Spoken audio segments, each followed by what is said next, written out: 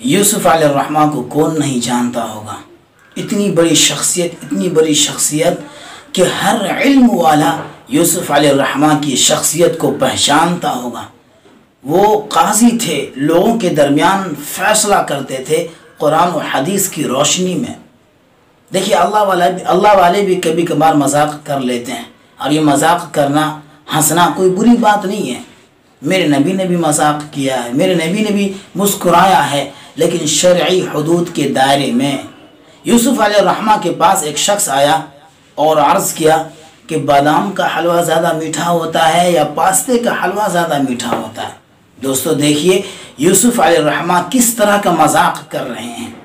यूसुफ अलैहिर्रहमान ने फरमाया कि भाई, मैं फरीक़ैन की आदमी मौजूदगी में फ़ैसला नहीं करता। जब तक फरीक़ैन मेरे सामने ना हो मैं फ़ैसला नहीं करता। देखिए हर चीज़ में अल्लाह वालों की निगाह जो होती है ना, वो अपने रब पर होती है।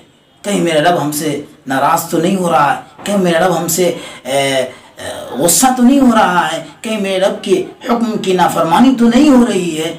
हर वक्त अल्लाह वाले अपने रब की रज़ामंदी में लगे रहते हैं। हमें भी चाहिए कि हम हर वक्त अल्लाह की खुशनुदी तलाश करने की कोशिश करें। देखें हमारा रब किस में राज़ी होता है।